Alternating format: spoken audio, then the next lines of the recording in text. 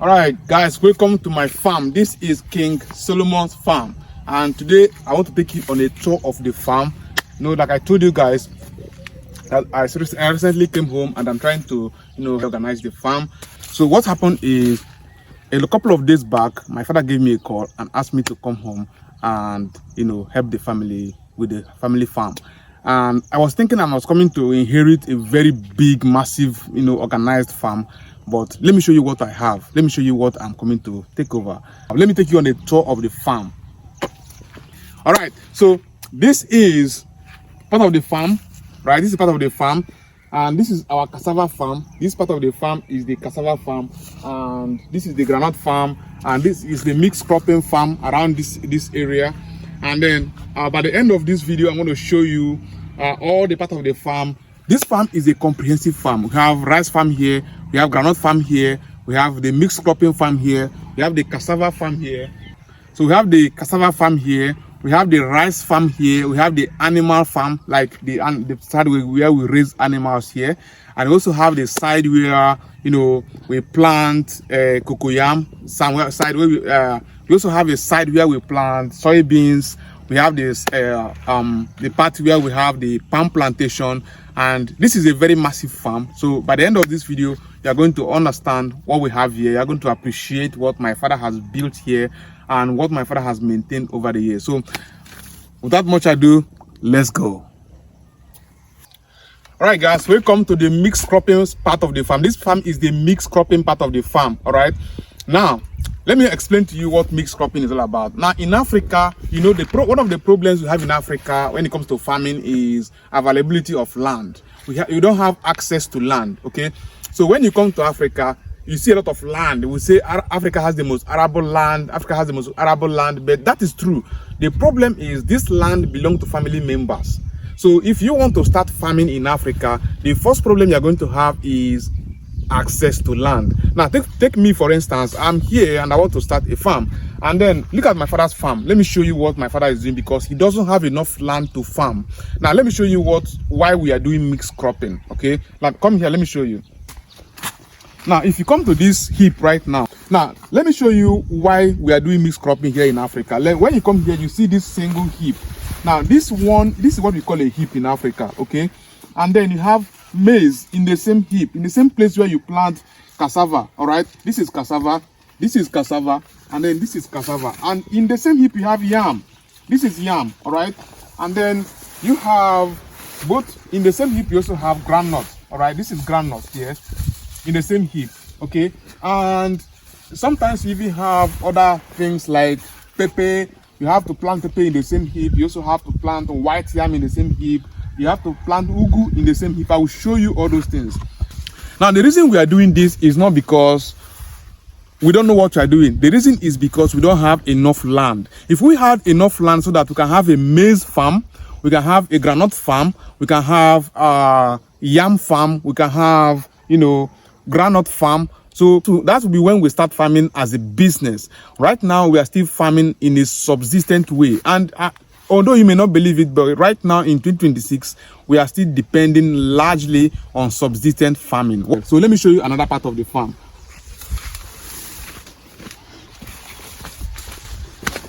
All right, so guys, welcome to another part of the farm, and this is the cassava farm. Now, why do we have a cassava farm right now? What we have here was actually a mixed cropping part of the farm, but after we harvest every other thing, cassava is the longest surviving plant here because it takes longer to survive, right? Now, why do we have bushes here full of cassava? This is like 10 acres of land all filled with cassava, and this cassava alone here can bring in millions, if not now in hundreds of millions, if we do it well. No, so my goal is to have, let's say, 100 acres of land, or just cassava farmland. But right now, this is what my father has, and I thank him for. He's doing great, because it is not easy to have this massive land just because all cassava. But if you think about it, there are about 20 products we can make from cassava. You have cassava flour, you have cassava cassava cornflakes, cassava abacha. You have all kinds of things you can make with cassava. Cassava alone can feed the whole of Ebonyi state. cassava alone can feed the whole of Ebonyi State, but we're not taking it seriously because it takes a lot of money to farm. It takes a lot of patience, it takes a lot of planning, it takes a lot of, resources to plant, cassava and take care of it. But it's actually the most potential crop that we can have here in Africa. And this is where I'm going to plant. This whole parcel of land is about 15 acres of land where I'm going to plant cassava. Okay. And this is just one part of the farm. It's one part of the farm, and we're already mapping it for cassava for next year. When we uproot the ones inside here right now, we are going to map it for cassava planting next year. All right. So let me show you another part of the farm.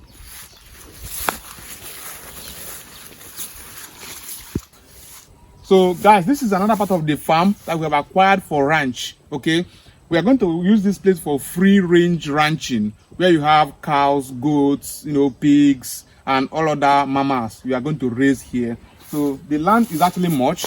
What we have here is 2 acres, right? It's stretching between here and the river. There's a river down here. I'm going to show you the river. So this is the part of the land where we have acquired as a ranch. Okay, so what we are going to do here is to fence it between here and down to that side, and then fence it all over to the river, and then fence it all around. So just leave the animals here to roam about, and while we feed them, and then build a little structure here for them to stay when it is raining or when the sun is high, or things like that. But the trees are going to stay. We're not going to remove the palm trees. We're not going to remove any of the trees here because they want to have to provide shade. We want to provide a natural environment, or an environment that is as natural as possible for the animals to stay. So this is the ranching part of the farm. Right now you're looking at it and you think it is nothing, but within the next 1 year this place is going to be looking very, very different. So let me show you another part of the farm. Come with me. All right, so guys, this is another part of the farm, and this is the cassava farm. If you look at it, it's just cassava. But because we don't have enough land here, my father doesn't have enough land, he also has to plant groundnut here. You can see groundnut, you can see the cassava, which is the main crop here, and then you can see maize.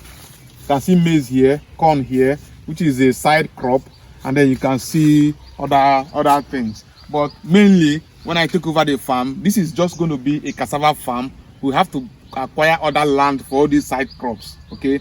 And to maintain standard, because the cassava is actually suffering because it's sharing the manure here with other crops, which is not ideal. The idea is to have this massive land all for cassava and find somewhere else to plant the side crops, which is like groundnut and corn and all these things. All right. Done. Guys, this is the another part of the farm. This is the rice farm, part of the farm. So that Ebonyi State is known for rice farming, and this is what it takes to get that reputation as a rice farming state. Okay. Now, when it comes to Ebonyi State, almost everybody farms rice. Every family has the land where they farm rice. This is called the clay soil. Now, the clay soil supports, rice farming and all this and all that. But what we need here is massive rice farming, not this kind of subsistence rice farming. This is just like, this is like 10 plots of land. Is it up to 10 plots of land? It's not like up to 5-6 plots of land. Okay. Now, when every family has this, at the end of the year, almost every family brings out rice to sell, and you think Ebonyi has rice. Ebonyi, we don't really farm rice in large quantities anymore, unless the state government comes in and supports farmers, especially large-scale farmers, to produce more rice that you can sell and consume at the same time. If not, we will have a situation where rice is expensive in Ebonyi, and we don't even have enough rice to export to other states. The saying that Ebonyi has rice is something that is just there as an idea, but for us to actually practice that and put it in, for us to actually make money and employ people, create massive employment from rice farming, we need to do large-scale farming, commercial rice farming. This is just subsistence farming. This is like 8 plots of land, 7 plots of land. If every family has this, at the end of the year, we will now produce more rice than any other state. And you think we have rice. We don't actually do that. So This is our own part of the farm where we plant rice, and I will show you more part of the farm where you want to plant rice.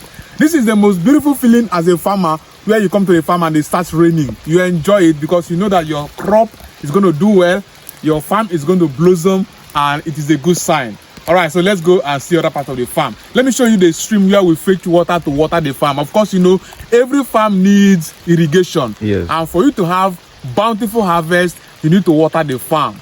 All right. So right now that I'm here, I'm going to provide more water sources. But let me show you what nature has given us here. This is a very comprehensive farm. This farm is big.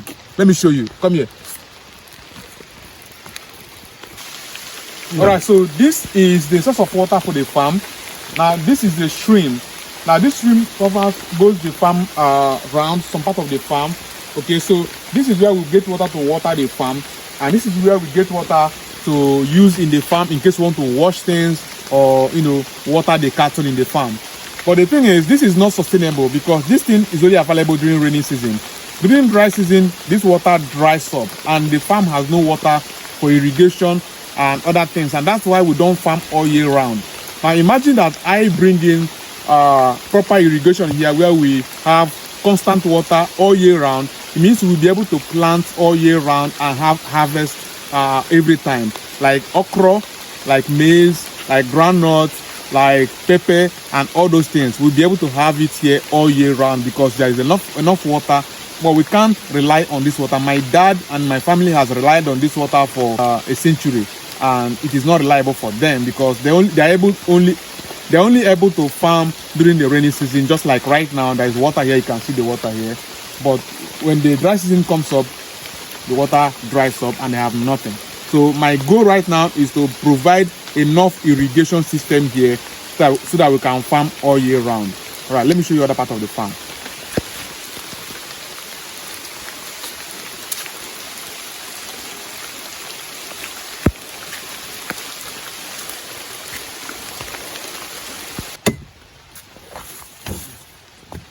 All right, guys, this is the groundnut farm part of the farm. This groundnut farm is about 2-3 acres of farmland. Now, why do we farm groundnut so much in Ebonyi State? Because our land supports groundnut. This is my mom's farm, and this farm alone can, you know, give you millions of naira if you do it well. Now, if I were to come in here and invest in 10-20 acres of groundnut farm, that's when you have groundnut pyramid. But you need a lot of resources to do it. You need enough farmland, you need enough fertilizer, and you need healthy stock to be able to produce that level of groundnut pyramid that, you know, see on camera, and Nigeria is boasting up and down that we have groundnut. But my take is, when I come in, we are going to have 10-20 acres of groundnut farm. But this is just the beginning. This is just what we have right now, and I'm just showing you different parts of the farm so that you know the task ahead. So in the next 1 year, we hope to have something bigger than this, maybe in a different place. But this is just how the groundnut farm looks like. I don't know the last time you saw groundnut farm, but this is how it looks like. This groundnut was planted in April, so by September it's already due for harvest. So the reason groundnut is expensive is because of irrigation. We don't have enough water to water the, we don't have irrigation system to water the groundnuts. Because if you plant in April, you have May, June, July, August, September. In 5 to 6 months, you're already harvesting, which means you can harvest twice in a year if you have enough irrigation system for the groundnut. Okay, so this is the groundnut farm, and let me show you another part of the farm. Okay, let's go. One major advantage of having a farm is that you also get to plant vegetables. Now this is ugu vegetable.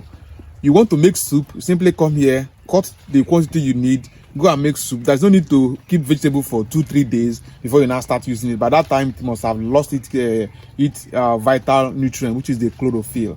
Now we just cut this, then go make soup. And when you want to make another soup, you simply come here, cut and make soup. They don't have fridge in the village. They don't refrigerate food in the village. They don't freeze food in the village. So that's why they need to plant vegetables, because they need quantities of it. They make soup every day or every 2 days. All right. Okay, so let's cut vegetable. Let's cut ugu vegetable. All right. Let's cut. cut it here so that from there it can start generating again. Yeah. All right, guys, so this is another part of the rice farm. You can see that this rice farm is already developing, already springing up, already like 1 month. This is 4 weeks of rice. The other part of the farm is still being prepared.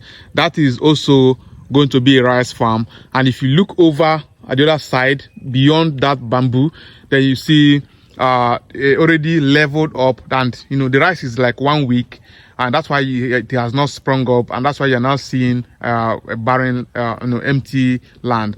But this area, this particular area right now, is where we are doing a rice farm as well, but we haven't started leveling it down. We've just cleared it and removed the excess dirt. So but this area, this part, the rice is already 1 week old, 1 month old, sorry. Okay, this is the farmhouse. This is where workers sleep. This is where workers stay when it's raining. This is where we stay when it is raining, or when the sun is too high, or when we have farm equipment to keep in the farm. This is where we keep it, and this is where we keep most of the things that we are not going home with. So this is the farmhouse. So this is actually a complete farm, and I'm hoping that within time I'll build something better than this for the workers to sleep. If they want to sleep here, they can sleep here. If I want to sleep here, I can sleep here myself. And this is what we have. All right, so of course there's one more thing that I want to show you, because a farm is not complete without animals. So like I said, we already have a part of the farm where we're going to do ranching, but let me show you what we have right now as part of the animals in the farm. Let me show you. Come here. So guys, this is the animal part of the farm. This is where they keep pigs. All right, this is where they keep pigs. Of course, pigs are very violent, so you can't let them roam about like that. So this is where we have this cage. This is where we have this pen for the pigs. Okay, and the pigs are here, but we hope to migrate them to a place where they can be more free and then have more freedom to roam about and eat whatever they want, while we also provide them with the real food, pig food. But then apart from pigs, we also have goats in this farm. We also have goats in this farm, because we are not doing free range yet. The goats and the sheep are in the bush where they go to eat, and then in the evening we bring them back.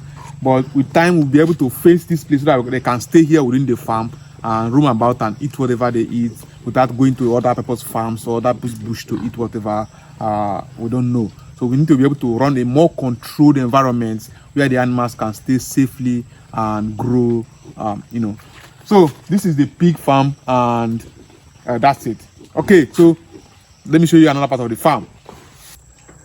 So guys, this is the banana plantation side, and you can see the fruit, the one bearing fruit right there, and with hope we have a full banana plantation.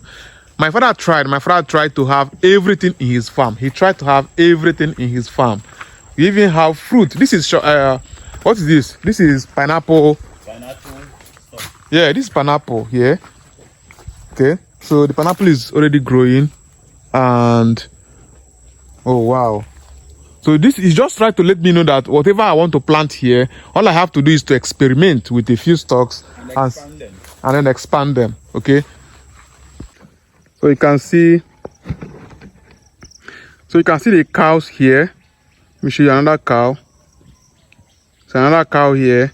So but all we want to do is to migrate these animals to a specific place where they can stay and be happy, where they can stay and grow safely, without fearing of poachers stealing the animals, or the animals getting infected or getting beaten by something.